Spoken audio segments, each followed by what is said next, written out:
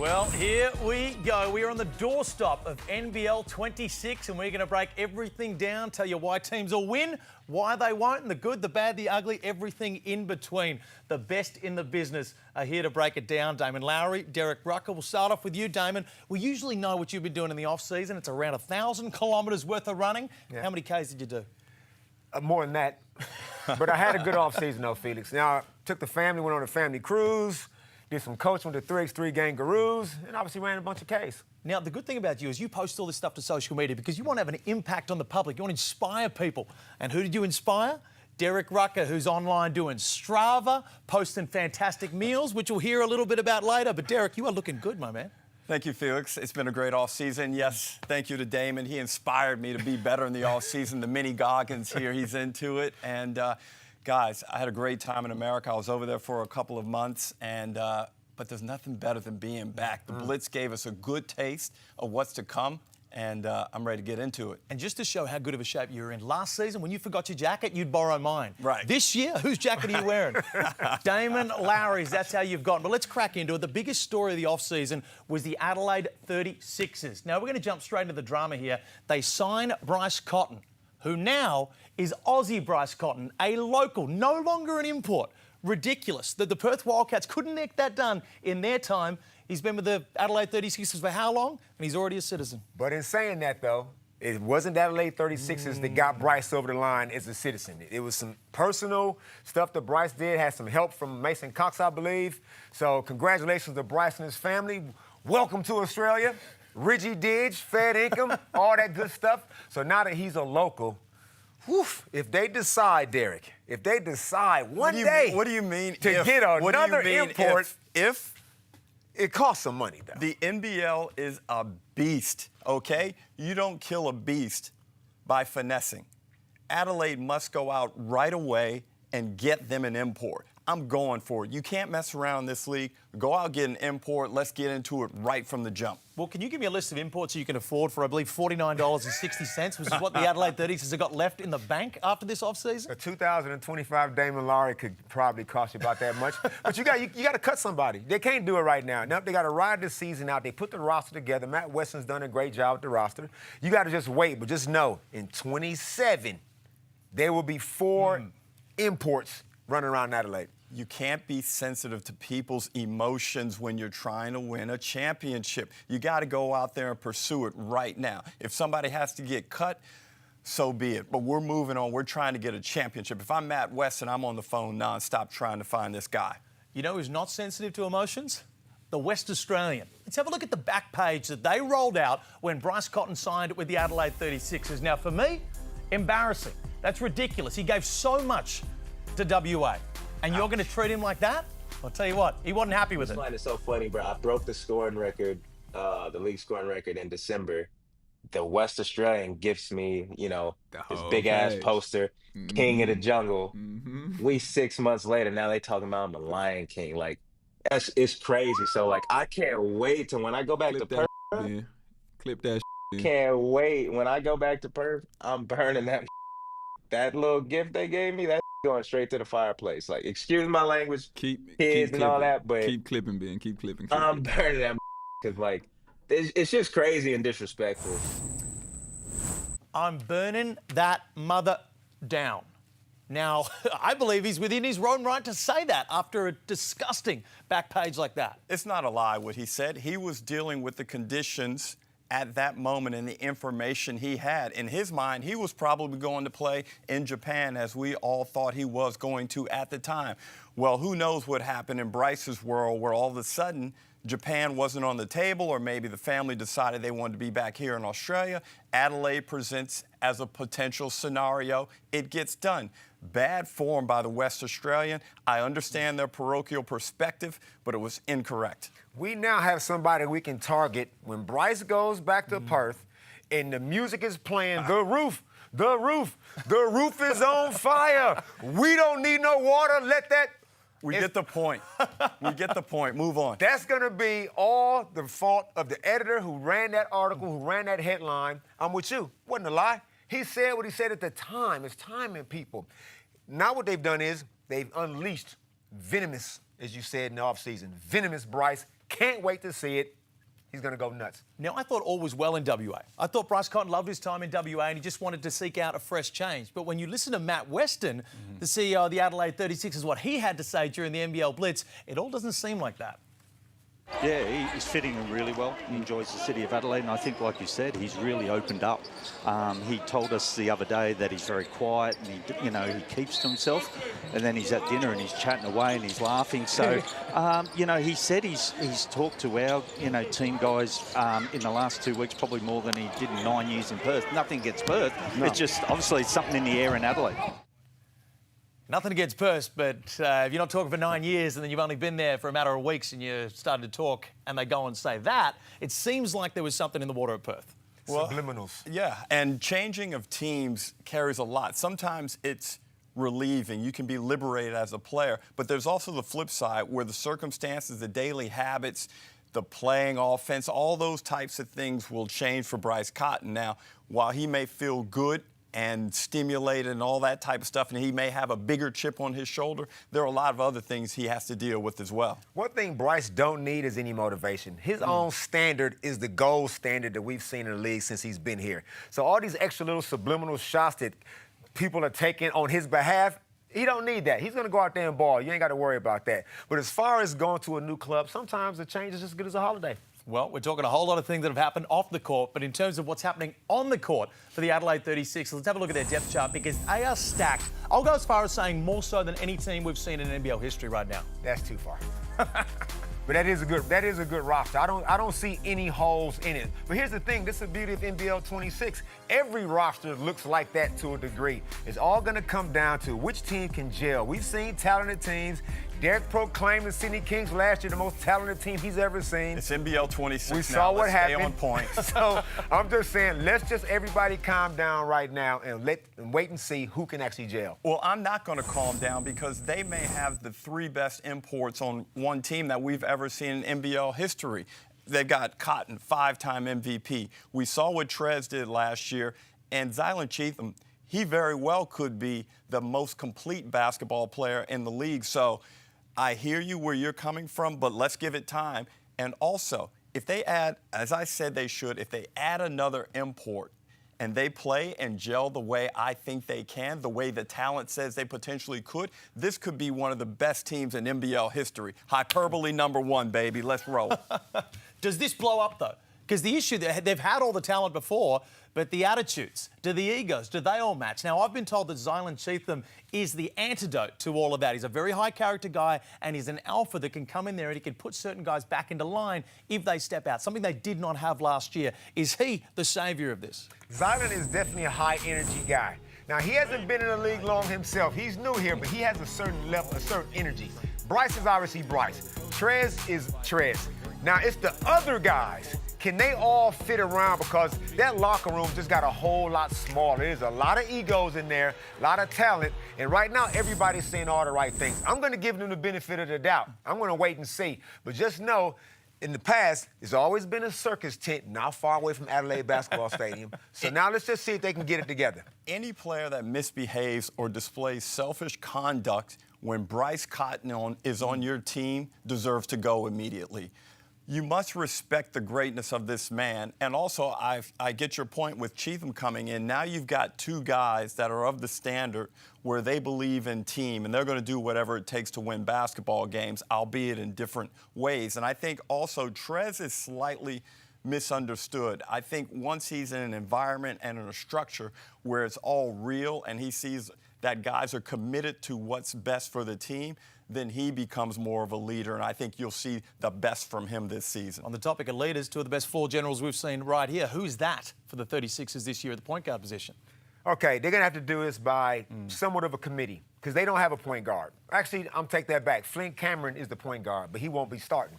Hopefully, Flynn gets about anywhere between 20 and 25 minutes a game. Now, Bryce can obviously bring the ball up the court. You ain't going to take the ball from him, but you're going to trap all of his ball screens probably. I would rather see Bryce continuing his role off the ball, but in a pinch, he can clearly do it. Well, I like what I saw from Michael Harris at the Blitz, and I think he's someone that can come in there and provide minutes. And where are those minutes going to come from?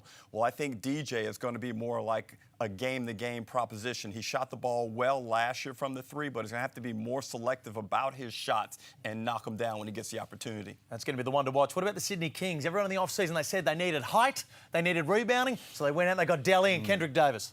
Sydney Kings did a great job. They got Andrew Bogut first. That is true. That's first and foremost. But obviously they went and got Delly. Complete and utter floor general. They go and get KD, Kendrick Davis, runner-up MVP. Plutonium, that dude. Can that backcourt gel? Hopefully they can. It's going to be some exciting basketball. But they also got a player they didn't have last year, Jalen Galloway. Had a sensational Asia Cup with the Boomers. He's like a new player.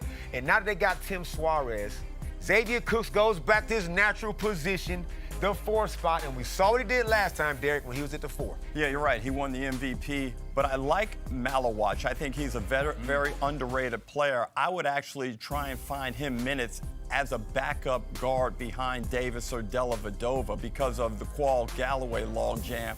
And I anticipate that Jalen Galloway is going to start at small forward instead of Bull Qual. There may be some lingering issues with Qual's knee. Let's see how he goes. What about, there were some questions over what happened with Kendrick Davis in Adelaide. Is he upset? Is it similar to what happened with Bryce Cotton in Perth? Well, let's hear what he had to say about it. I don't like how I was treated in Adelaide. It's no secret. Like, I felt like I was treated bad, and when they wanted to treat me good, it was because of the mark I made. So, yeah, I got extra spice for that. I hate some things that went on in Adelaide. See, you guys break down the X's and O's. I watch this stuff on surface level, and this is what I love. We have so many matchups this year where I am looking at guys who are angry at what happened the year before, and they are coming to, quote, burn the mother house down. Kendrick is one of those guys as well. I spent some time with Kendrick in Houston, and he is such a dynamic and open guy, and I'm kind of getting to know him better. And I think there might be a little bit of a chip on his shoulder as well. He's trying to get to the NBA also. And when you look at how Adelaide have gone about their offseason, going out and getting Bryce Cotton, that's a little bit of a slap in the face. When a big-time player leaves, you kind of hate to see them sign one of the best players in NBL history.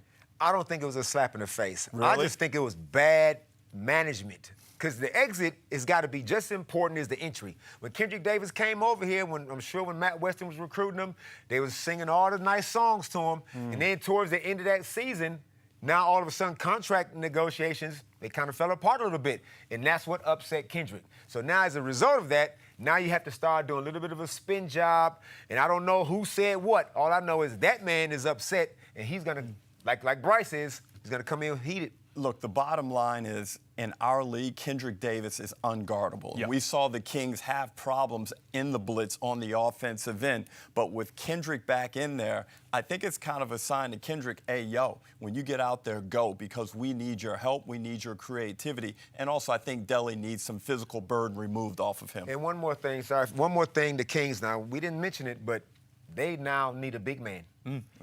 Kelly LePepe, ACL. Speedy recovery, my man. Jason Spurgeon, also injured. There's one big man in Sydney, and it's Tim Suarez. Now, if he goes down, like we saw in the Blitz, he's kind of foul-prone. Hopefully the Kings on the phone right now working out a bag-up big so Xavier Cooks does not have to play more than 2 minutes of small ball 5. Well, Felix, they have the option of unmarqueeing one of their top signings, and I believe their marquee players are Cooks and Bull Qual. Yep. So they have the option in taking a salary cap hit of demarqueing one of those guys and going out into the import market, but the import market is very, very lean and expensive. There will be a time, though, not too far, where that starts to open up a little bit as well. But I think Suarez, just closing up on the Kings, we're going to look back at the end of this season and say he was one of the best. Out of all the things they've brought in, the way that he opens Xavier Cooks up, one of the best acquisitions across all teams right now. But you know what time it is? What time? Oh, we've been watching all off-season. It ain't no cupcake league. You know what we do? We follow the group chats. We follow everything. And we just make sure we get all these clips together to just see who's been mucking about in the off-season. And Derek, since you're our guest, Peter Hooley is going to be back here next week. You can kick us off. Well, Felix, You always give me trouble about my height. I could be anywhere from 6'1" to 6'3", given the day. Oh, what? What? Bunny. Look at your boy. Flat top and everything. All-Star game, 1990, Perth, WA. Hey, we promised we wouldn't use any AI on this show, all right? None of that ChatGPT crap in here. How tall are you, Felix? I'm 6'5", and I can't do that. On this game right here, I believe I was 6'2". Yeah, easy two-hand dunk. I was a 1-foot jumper, and Anthony Drimmick's older brother, Frank, you can get some too. You get some too. There we go, ball head and all. Now, Felix. Oh, no. I got to talk to you about something. How tall are you?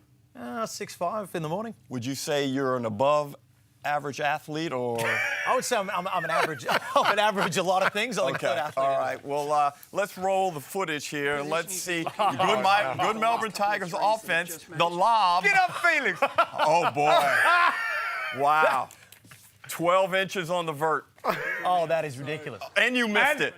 Oh, and who got it back? You know what? Because you know what that was? You might not have the vertical, but I got the heart to go and get it again. I couldn't have slid this little form. I couldn't have got that under your feet. I thought you had more hops than that.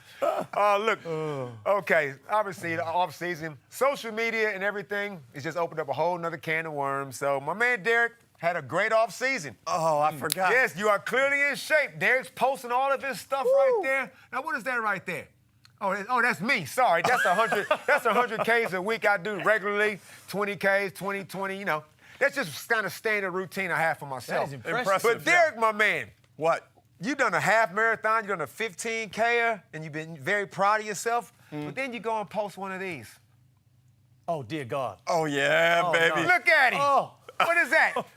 3. What? 3 Ks? 3 Ks gets a post? In my defense, that was in Las Vegas at 10 p.m. It was 45 degrees. I don't give a damn how hot it Bro. was. 3 Ks does not get a post. And then what is this right here? You got to stand up and you got to do the whole thing. Like, who you modeling for, man? Come on now. I had some things happening later that night. You know, I had to motivate the market. we could tell by your outfit that some little things happen on there. That looks like the sleep paralysis demon for the NBL imports to come in and have a bad couple of games. That's standing at the end of the bed. That was unbelievable from you guys. But, hey, you've been overseas, you've been living up, you've been eating well. It's news to me that San Quentin Prison is now doing Meals on Wheels. Let's have a look at this healing dinner that you put out. What on earth is that, Derek? That's the healing dinner? That's prison food. Hey, considering where I was contextually in America, that is highly organic. Down in Texas, they don't eat the healthiest meals. And Felix, let me tell you, the milkshakes were killing me. And what I did learn is that milk comes from a cow. And if you eat too much milk and too much ice cream, you will turn into a cow. Milk in my case, a brown one. Clip that up. Milk comes from a cow, just in case anyone was wondering where that came from. What about next up? I always like to preface when we found a clip that we are going to use all throughout the year. And we went to see a cheetah at the Jamala Lodge, which is one of the highlights of the NBL Blitz. There we are. You were putting no hands on that thing at all, Derek. I was out there on the front lines. But this one is going to be used week in, week out. What on earth are you looking for, my man? I was trying to get a real tight look at the cheetah. And maybe some visitors into the zoo as well. But what a great day that was. Thank you so much, Jamala Wildlife Lodge. It was an amazing experience. Absolutely fantastic. Absolutely fantastic. And look, just to cap it off, someone needs to take your goddamn phone away, Derek. Why am I getting so much abuse? What are you putting that one online for?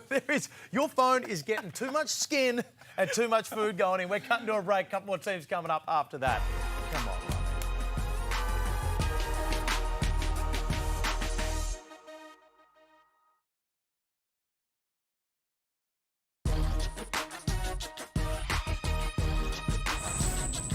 Welcome back, and we thought we'd never have to say it, but the Perth Wildcats, it is time for life after Bryce Cotton. He has propped this team up for years and years, some years with some help, some years with very little help. But you know what they have been? Remarkably consistent throughout that process. Now, they have to do it without him.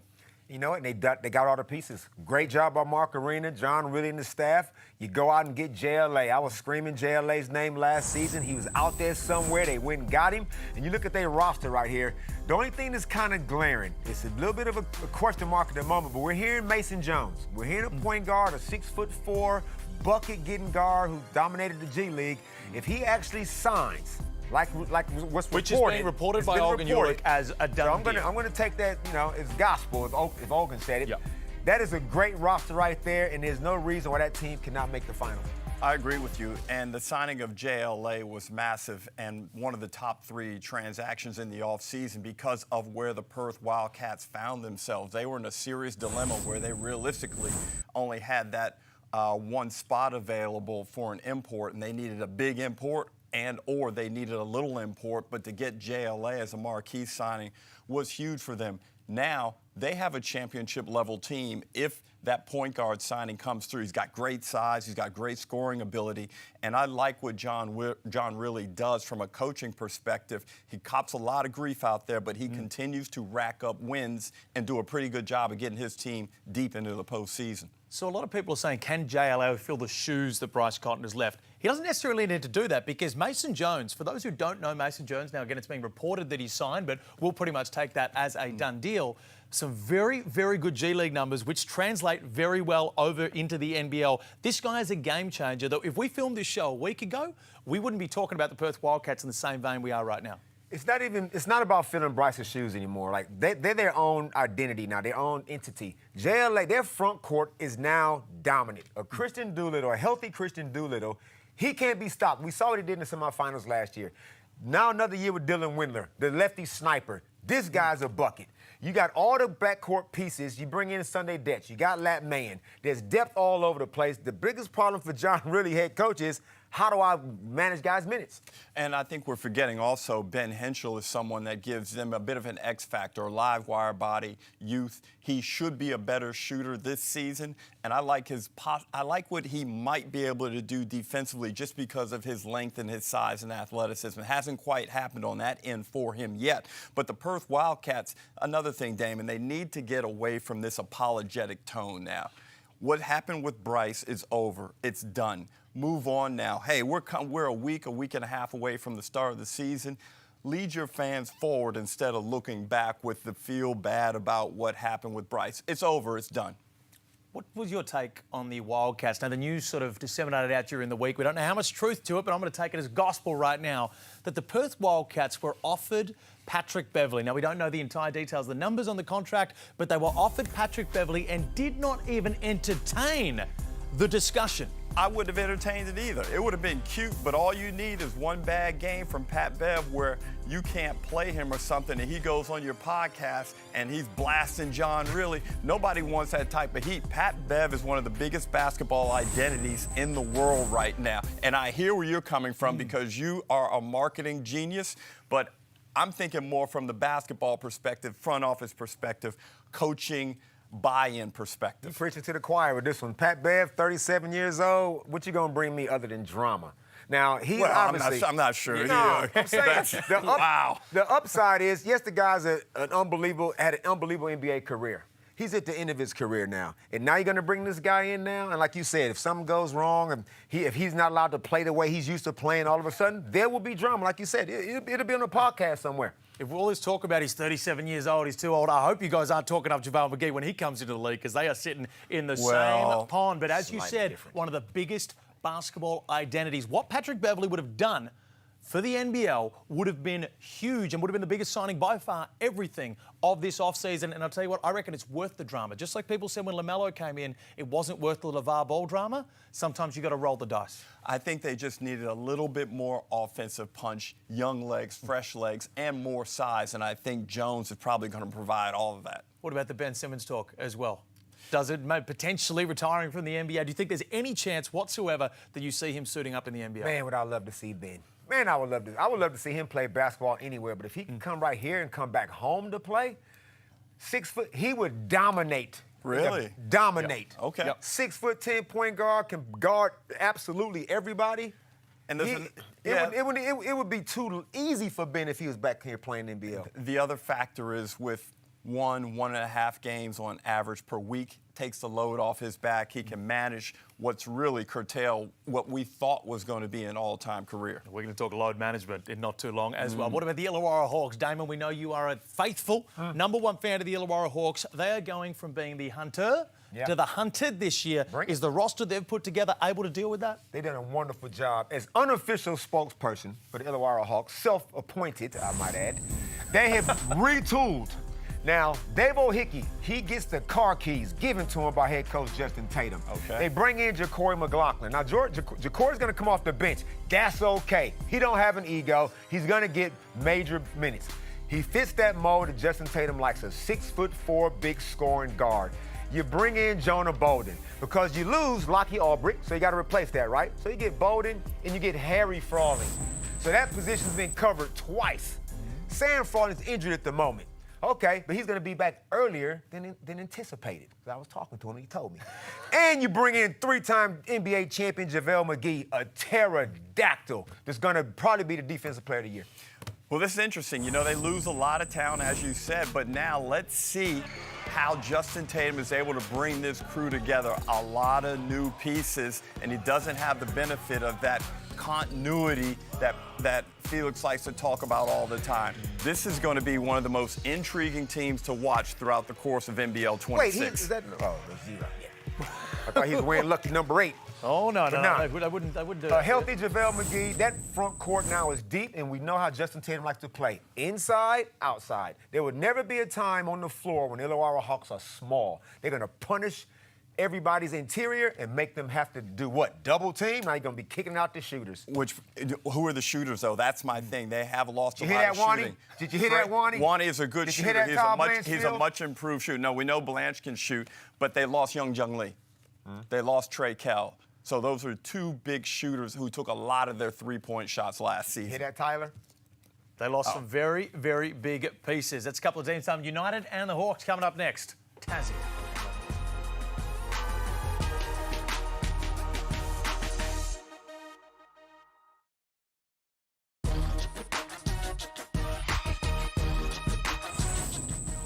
Time to crack into Melbourne United, Derek Rucker. Back-to-back Game 5 championship deciding losses in games that I reckon they should have won. Are those scars going to rear their head this season? One would expect that to be the case, Felix, but I don't think so because of the fact that they've made such quality change with new personnel. Edwards, Delaney, Krislovich, these guys don't care about what happened. They've also brought in someone in Milton Doyle, who actually was responsible for the heartache 2 years ago. And I've been critical of Milton Doyle over the past 2 seasons because I don't believe he's played to his level, but still, the guy's a big-time shot maker. He understands clutch moments. He's not afraid of the moment. And I believe, Damon, this is an exceptional fit for Doyle. He'll suit what Melbourne United do perfectly. Great roster. Great roster construction, and Fabian Krislovich definitely don't care about Game 5 because he's on the other side winning. Right. Now, I'm excited to see Tyson Walker, a New York City point guard. Last time we saw a New York City point guard tear the league apart, Daryl McDonald was doing it. You've never even been to New York. Why are you talking about it? Stop it. And Tyson's going to fit in nicely in the little big man society, too. He's tough. With the Michigan State, the guy can do whatever he wants to do with the ball, people. Can go wherever he wants. When it's time to score, he can score, distribute. Look how he split that ball screen. It's going to be some highlights being made by that man right there. Well done, Dean Vickerman. And I like because he's going to take pressure off of Shea Illy and allow Shea Illy to do the stuff that he really likes to do, which is be annoying on the defensive end. Walker can cover a lot of stuff on the offensive end, and he's feisty defensively also, so Dean Vickerman will love that. Is Shea Illy going to play this year? How many games is Shea Illy going to play this year? And we feel for him, but sometimes you've got to be a realist in the situation. He's at the point of his career now where one tiny little knock, he's missing 3 to 4 weeks, which sucks because he's one of the most liked guys in the league and such a difference maker. But this team, without him out there, as we've seen, is a different ball club. I'm backing Shea in. Shea's going to play. Now, obviously, you can say that about anybody. What if? Well, I'm going to say that about Shea. The history's there, though. Yeah, but the backcourt is that deep now with Doyle, who can go 1, 2, and 3. CG 43 still on the team. You got Dash Daniels, who's going to get some minutes in the backcourt as well. They don't need all that heavy lifting from Shea as they needed in the past. And Tanner Krebs shot the ball exceptionally well in the preseason. He's a guy that I look for to get more quality minutes in critical games this season. I thought he was a little bit hard done by in terms of minutes played in last season's championship series. You've had some questions, Derek, in the past over Milton Doyle's consistency. Do you have any concerns going to that with this lineup? No, because I think in this team, he'll play the way he wants to play and the most the most suitable manner for his game at this stage of his career.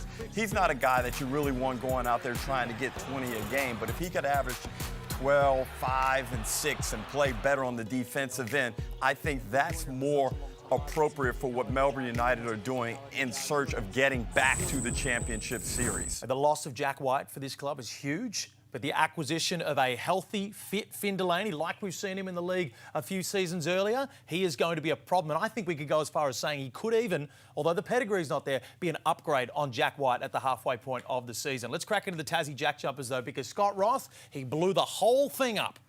He did. Everybody kind of cleared out a little bit. He got rid of his backcourt. I don't want to say got rid of because Milton Doyle might have been in negotiations. Who knows? But no Jordan Crawford. Obviously, Shawnee Mack had that ACL injury in the Asia Cup, so that's a blow. But he's replaced him with Tiger Campbell. People that remember, Tiger Campbell out of UCLA had a glorious championship run, made it all the way to the championship game for the Bruins. He comes out here only at 25 years old, fresh legs, second-year pro, and he's another little dude who's gonna inspire a generation of under 6-footers, but he can do whatever he wants to do with the ball, a la Tyson Walker. I'm looking forward to big things out of Tiger. Well, there are a lot of people questioning his ability, but a lot of those people, I don't respect their opinion anyway. Tiger Campbell can really hoop. I think he's more of the type of point guard that Scott Roth has been in search of. He handles the ball really well. He can find space on his own. His mid-range pull-up game is tight, and he can even step out and knock down the three. A true point guard who is going to make life a lot easier for the rest of the JackJumpers, but in particular, their outstanding imports, David Johnson and Bryce Hamilton. Well, they're going to be tough as well. Bryce Hamilton has been fantastic. A couple of people saying potential MVP, certainly potential all-NBL first team. I want a penny for your thoughts here because they've got a couple of guys on the team, mainly Will McVeigh and Josh Bannon, that need load management. In a 30-game season, I can already see you tensing up. What are our thoughts on load management in a 30-game season? You know my thoughts. It's a farce. It's a made-up thing. No, Will McVeigh needs to be on the floor. The longer Will McVeigh is on the floor, the better the Tasmania JackJumpers are. So this 25 minutes, 28 minutes kind of stuff, preposterous. Play that man, let him dominate inside, leave him on the floor.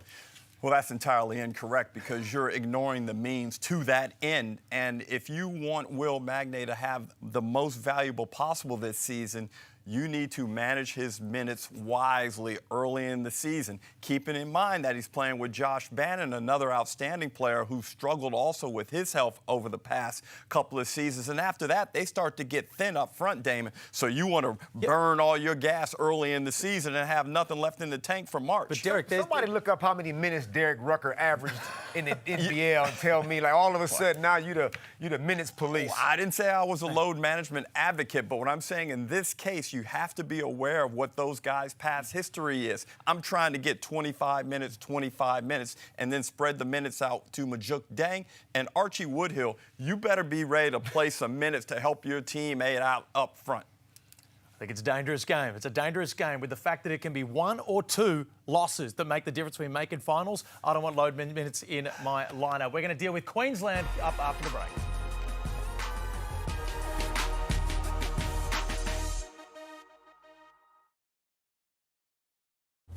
What are they waiting on to sign a guy? Is anybody at home in Cairns right now? Because their last game, I think, was the 8th of February in Tasmania. All that time, it's been over 3 months, and you do not have a leader of that team. Straight away, the wooden spoon, I'm already giving it to you by default because you're just so late to the party. This is bordering now on just total inefficiency and just neglect. And for the first time in Overtime's history, the first public apology on episode 1. Damon, take the floor.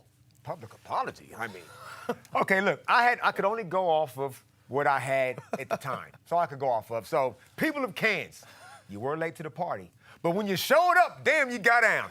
Adam Ford, they didn't have a coach at the time. Adam Ford comes in, Asia Cup 3x3 Kangaroos gold medalist, I might add. He comes in, you get Jack McVeigh, you get 3 good imports, you bring back Marcus Lee, keep him in the league. Admiral Schofield, he's a stud, and you point guard Ashton Hagans. And obviously you still had my big man. What's my man? Lee. No. I'm drawing Sam a blank. Wardenberg. Wardenberg. Sorry, Sam. So, yeah, I will apologize, and I've learned a valuable lesson. Be patient in the offseason. Everybody don't have to go rushing early. I just thought they was a little bit late, but I'll stand by. I'll stand by what I said at the time, but I'll take it back a little bit. Yeah, and you went away, I think, after you made those outlandish and premature comments, and I had to take the shrapnel from NBL HQ. But here we are, Damon. I'm slightly disappointed that you allowed the producers to pressure you into that apology. But here we are. The Cairns Taipans, they've done a magnificent job. Let's be real about it. And the accumulation of talent is evident. If Hagans turns out to be the type of player that I'm hearing he is, the Taipans are a real top 6 threat because keep in mind they have one of the top 3 home court advantages in the competition. And you see that guy at PF, Jay McVeigh, he's a really good basketball player. And I think the Taipans fans are going to be crazy when he goes off up there. Adam Ford finally has some depth now. They was injury prone so bad. I like the roster. I like the depth. They're going to shoot lots of threes, obviously led by this man, Jack McVeigh. He's a bucket. But the way they go about it, with Adam Ford's intensity leading them from the front, you got a lot of fresh bodies in there now. Kyron Galloway's looking forward to a big year. Alex Higgins-Titchew was coming off a good year last year. So he now has all the pieces. And if Ashton Higgins, if he can be the point guard he was at University of Kentucky, you're right. They're looking at top 6. Right now, I'll put this one to you. Is Jack McVeigh getting paid $1 million to play basketball in the NBL, or is he getting paid $1 million to go to the Cairns Taipans? Wow. A little Is bit of he everything. getting paid overs to get him to a market that desperately needed a marquee star? Or is he, when you look across the league at the $1 million talent, your Bryce Cottons, potentially your Kendrick Davis, is he on the same level as them? Will he bring the same production as them? Well, he's not on the level of Bryce Cotton, but if you put it in the Cairns market, Jack McVeigh could be just as valuable in that market as Bryce Cotton was in Perth or could be in Adelaide, and they needed him. Also, I'm sure Jack had many offers overseas which were around that financial neighborhood. So I don't care how you slice it, he's worth the money, and he is going to prove that he's worth the money in NBL 26. Did they pay overs? Maybe. A tiny, tiny bit. But how many? We used to the imports getting all the big money. But now we have Xavier Cooks broke through the ceiling first. How many good Australians do we have here in the league that can command that kind of money based on what they've done? 2 former NBA players, Xavier Cooks and Jack McVeigh, they've been in the league as far as I'm concerned. So those guys are entitled to that dough, to that payout. So now it's up to the rest of the league.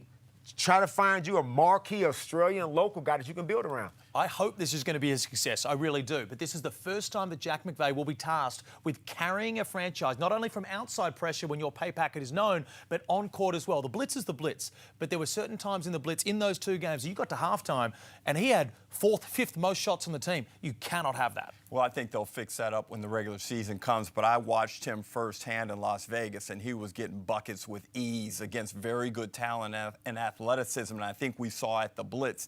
He's got some moves, he's got some skills now that he did not possess prior to joining the Houston Rockets. And we also, you can't take the Blitz at everything face value, right? They didn't have Rain Smith, who's going to come out here and knock shots down. They didn't have their point guard, Ashton Higgins. So, of course, Jack McVeigh had to do more shooting, which you don't have to ask him twice. He's not going to be on his own, though. Admiral Schofield looks to be one of the real gems. The Cairns just continuously seem to find out of nowhere, they find these absolute studs.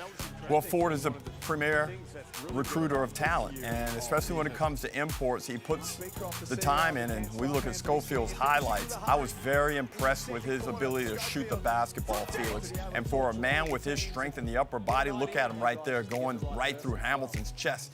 Damon, he is thick, but he's also light on his feet. I can't wait to watch him match up against guys like Xavier Cooks, Montrezl Harrell. They're going to be outstanding battles. What about the Brisbane Bullets? It was the story of the offseason at one point that Stu Lash, in their coaching search, was decided to be the head coach. Now, from the Blitz, they had a great first game. They sort of tailed off mainly in the last quarter of their second game. But, boy, I hope this works because it's a ballsy decision. I feel like the Brisbane Bullets was under the Stu Lash administration. I think they're going to be okay. Now, I'm not going to say championship level, but I think they're going to be okay. You get Jalen Adams, who in Sydney, it just sometimes just doesn't work out. But we know this man's work. This guy is a bucket. And I like the two-guard, Javon Freeman Liberty, an absolute bucket getter, the nephew, Derek, of Marcus Liberty. We spoke about that earlier.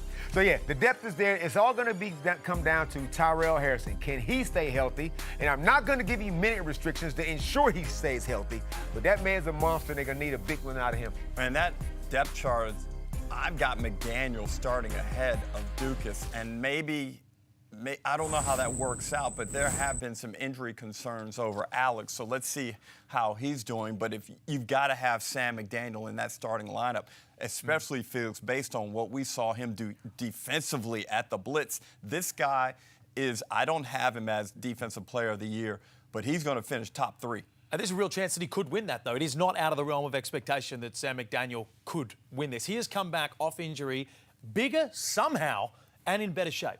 Now, we all know Sam's work when he's out there on the floor. Good luck to you scoring on Sam when he's on you. But now you're going to have to start Casey Prather at the 4. Now, this was the experiment that Justin Schuler, previous head coach, started. And Casey wasn't on board with it at first, but it got him to like a second-team All-NBL type level. Now, they're going to be very small. The league is now huge. I'm not comfortable being that small to start off with. Can we bring Sam McDaniels off the bench? Still give him his minutes, but can you start him off the bench? No. He must start. Brisbane are so bad defensively traditionally. Last year, I think they finished 10th in the league in defense. You've got to find a way to improve that, and that starts with Sam McDaniel. Keeping in mind, you have a natural advantage on the offensive end with Prather playing the 4. He can torch most 4 men across the competition, but at his size, you have a defensive disadvantage, so you need to counter that by having your best defensive player out there on the floor as much as possible. Spoken like a guy who applied for the coaching job at Brisbane. Applied? Really? Just while I get off from that zinger, Javon Freeman Liberty has all the signs, especially in that game 1, of being a guy who could lead the league in scoring. The guy's a bucket, but you got to have a backcourt guy who can run with you. Now, Jaden Adams, who can obviously score whenever he feels like it, when you got a backcourt tandem like this, a la what Melbourne United have done, a la what Tasmanian JackJumpers have done. We're going to see the most high-profile, high-octane backcourt, KD and Delhi, this type of stuff. It's going to be great to see. Young legs, can't wait. He can't have any games like he did in that second one against Melbourne United where he barely scored. I don't know what the situation was, but this guy, the floor for him in terms of offensive scoring must be 17. He can't have any games where he doesn't score at least 17 points or take 15 shots. I can't see that being a problem. There will never be another Damon Lowry. We're going to be back with a couple more teams soon.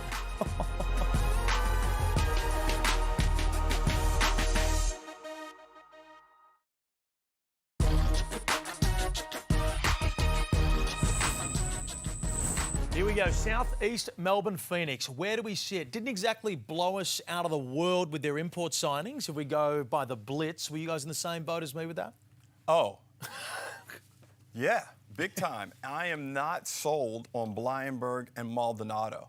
And I think Maldonado right now has slid under the radar because of the fact that there's been so much adverse focus on Vrenz Blyenberg, who the unicorn, well, I need to see some more unique conduct on the floor because he just was not up to scratch at the Blitz. Now, Damon, I know you're going to say, oh, it's only the Blitz, but I was watching and, he comes over with a good reputation, but he's going to have to be more productive as we look at this depth chart. Maldonado, Sobey, Blyenberg, John Brown. In that second game he played, his first game, he was outstanding. He totally changed the personality of that basketball team. And the strong part of the Phoenix is their Australian nucleus. That may be the saving grace for the 2 imports that I mentioned in Blyenberg and Maldonado. Derek, it's only the Blitz. I don't care. I'm evaluating. We know how difficult it is. Felix said it is very difficult. If you want to wait around, do so at your own peril. I've learned the hard way, and I said this a couple of years ago, a couple of seasons ago, when Christian Doolittle first showed up, and everybody's like this, we don't quite know.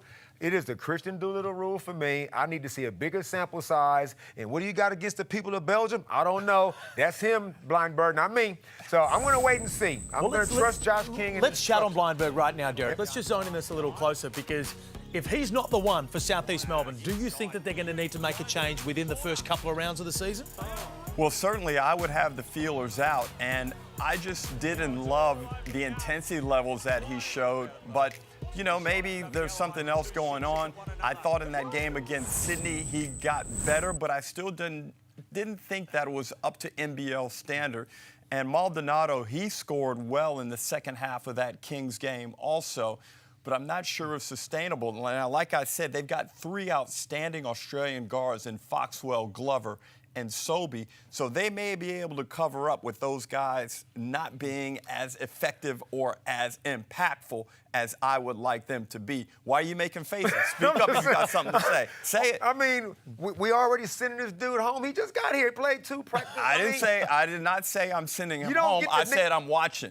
I've got the magnifying glass out. You don't get the nickname unicorn by being a scrub. The dude just needs some time to settle. Can we just wait a little while? No. I like the overall size. You got Jordy Hunter, who's gonna hold down the 5 spot. I got a 6'10", 11 unicorn. John Brown's gonna either come off the bench, start the 4. I don't know how he's going to work it out. It's up to Josh to work that out. But you're right. The Australian backcourt is nice.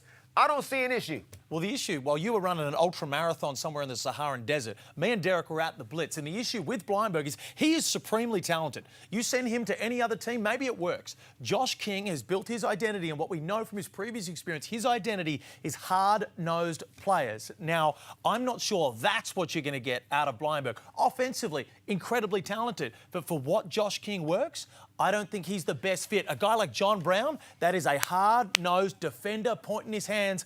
I don't think Blindberg is going to dive on the loose ball like other guys on that team will, which is what Josh King feeds off. Plus, Damon, we've seen it time and time again over the years that some guys just don't fit into the NBL style of play. They expect one thing, they get over here, and it's a totally different scenario. So, the pressure's on, and I think he would probably be feeling it. And Phoenix has real expectations. They've got Jordy Hunter up front. They've got Malik Lewis coming back, who looked much better. So they've got a really good 5 that they can work from. If they can get 3 imports to come along with them, they're in the hunt. This kid could make the NBA. He could make the NBA down the track. He's got the physical tools. But right now, for what Josh King needs, it looks like he doesn't quite suit that. But let's jump into the New Zealand Breakers, of course, winners of the NBL Blitz that you care so deeply about, Damon. With how much you value the Blitz, they should just run away with it right now, shouldn't they? It's only the Blitz, Derek. But look, well done to Perry Coppner. I love the roster they put together. They brought all the Kiwis back. Rob Lowe comes back into the mix. We got young Taylor Britt, who had a great Asia Cup campaign. Ruben Tarangi, a vet in this league. And obviously he brings back Isaiah Liafa, Rob Lowe. I like the New Zealand, the Kiwi content, but obviously all led by our man, PJC. Everything gets rolling with him, and then he got a sidekick with him. Isaiah Buckington. Ooh, Brockington. This dude is another one, man. The backcourt has never been more lethal. Everything looks great in New Zealand. Well, obviously, you two guys being the main commentators for the New Zealand Breakers home games are somewhat biased. But I do like what they've done with the lineup. And Brockington was outstanding at the Blitz. Athletic. Introduced Lloyd McVeigh nicely to the NBL. But this is what I really like, his ability to get it on the rim. And it doesn't necessarily convey here, but Felix, he was really fast and athletic. He could push that ball at pace from A to B. Brockington looks like a jet. Now, across the board, we talk about Blindberg and a couple of others. Across the board, the import crop this year, there's really not too many letdowns. Even with Blindberg, man, we're picking, little effort-based things. We're not picking skill, and Brockington seems a legitimate stud. Great job by recruiting. Like, you got to actually not just pick good players. You got to make sure they mesh together. When you got somebody like PJC who can lead from the front, not many people can run with him. So you got to have a 2-guard. And I thought Matt Mooney did a good job with him last year.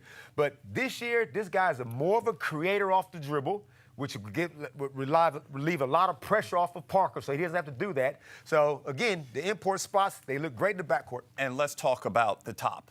They've changed ownership. There's a new direction. They've brought in Dylan Boucher to run the program. So everything from the top down looks different. I spent some time with owner Mark Mitchell and Dylan Boucher in Las Vegas at the Summer League, and those guys are committed to getting New Zealand back to the championship level, and I like their mindset. We know Dylan is a legend, and he understands what it takes in this league. He understands what it takes at the FIBA level. He is just a very good evaluator of winning basketball. And New Zealand's low-key. They're underrated. I like what they got, and, of course, they got PJC. How come he's not the president of the Little Big Man Club?